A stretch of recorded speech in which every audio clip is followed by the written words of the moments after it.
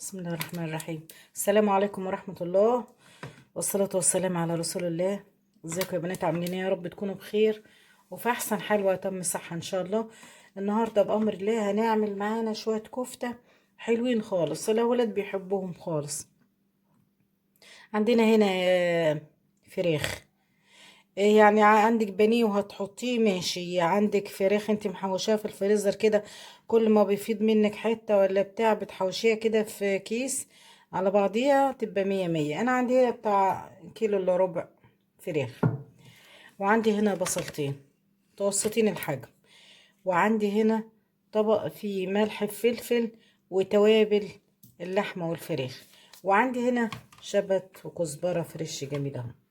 تمام. عندنا هنا الخلاط بأمر الله. نجربه كده. هناخد الفراخ بتاعتنا ديت هننزلها فين؟ هننزلها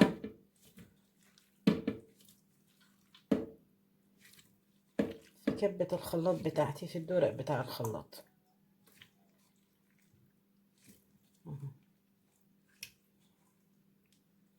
خدتها كلها كده على ايه؟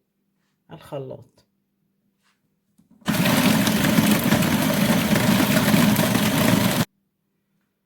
اهو يا بنات بعد ما اتفرموا طالعين طبعا كويسين، مش قليلين.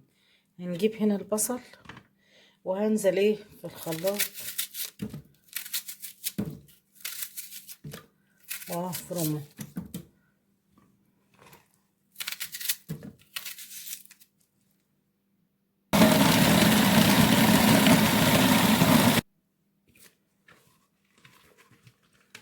فرمنا كده البصل على قرن الفلفل، ريحة فظيعة.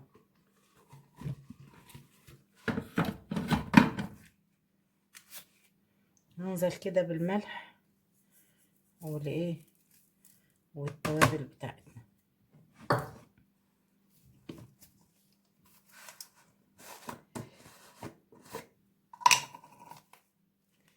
ناخد هنا معلقة بيكنج باودر،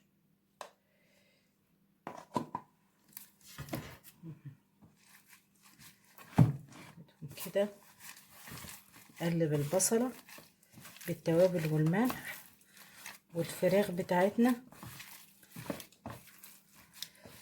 مع بعضيها. قلبنا يا حبايبي البصلة مع الفراخ. هنجيب هنا حبة كزبرة من اللي عندنا ده وحبة شبت، وهنخرطهم من هنا من الشواشي، مش من العروق من هنا، لا من هنا من ورا من تحت، عشان اخد الورق بتاعها، عشان خاطر ما اخدش العروق وتخلي الكفتة تفك مني. هاجي لغاية العروق واروح سايباها ما اخلطهاش. انا مرضتش اضربها على الخلاط عشان ما تعملش معايا ميه وتفك وتدي الكفته كأن الكفته كلها لونها اخضر. لا دي هتبقى باينه الفراخ بس، دي هتدي ايه؟ هتبقى ظاهره العروق فيها، العروق فيها كده. انا خرطتهم كلهم وهي، واحط باكل الفيجيتار دوت. عندك بقسماط حطي، عندك خلطه الكفته حطي، يعني انت ما ترهقيش نفسك بالطلبات، يعني الموجوده عندك في البيت هاتيه حطيه. المهم ان هي تبقى الكفته ماسكه نفسيها. اقلبها كده الخضره باكل فيجيتار. تمام. حسيت ان الكفته معايا مش ماسكه قوي، هحط لها باكل فيجيتار التاني، هتطلع معايا بامر الله روعه. الباكو اساسا ما فيهوش معلقه اهو.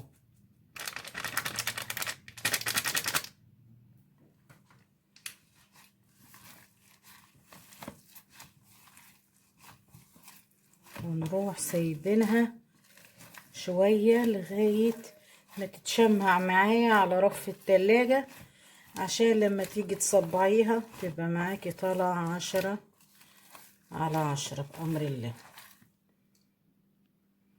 اهو يا بنات كده احنا هنغطيها ونحطها ايه على رف التلاجة. لما نيجي نصبها تبقى معانا كويسة جدا.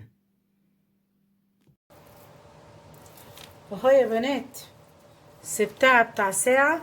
تمام اهي طبعا متماسكة وتمام. ناخد حبة اللحمة كده، حبة الفراخ.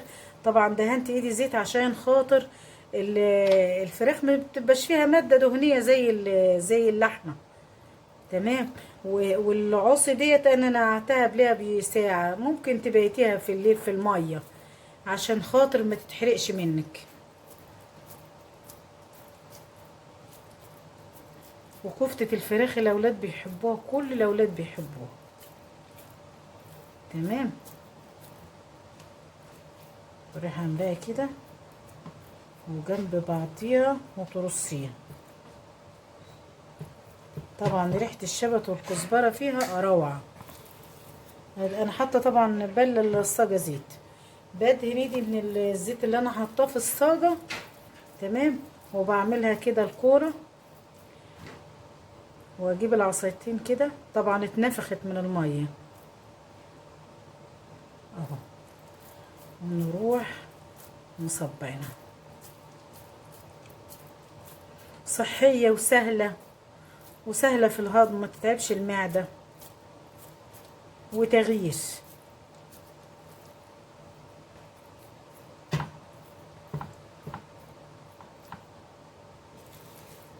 وهيطلع لي كمية كبيرة.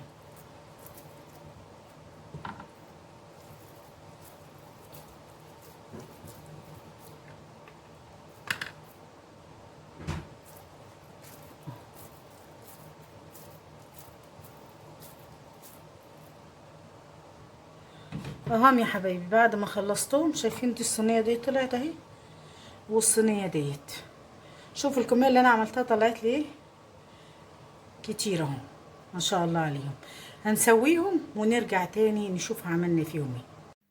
ورجعنا يا بنات بعد ما الكفتة بتاعتنا استوت على الطعام وعلى الشكل الجميل. الاولاد طبعا اتغدوا بيها بيشكروا فيها وطعمها تحفة. طبعا الانفلونزا تعبانة خالص مش قادرة اتكلم. يا رب النهاردة تكونوا استفدت مني ولو بمعلومة صغيرة. عجبكم الفيديو يا بنات ما تنسونيش في المشاركة واللايك من مطبخ ام عمرو عشان ينزل لكم كل جديد. والسلام عليكم.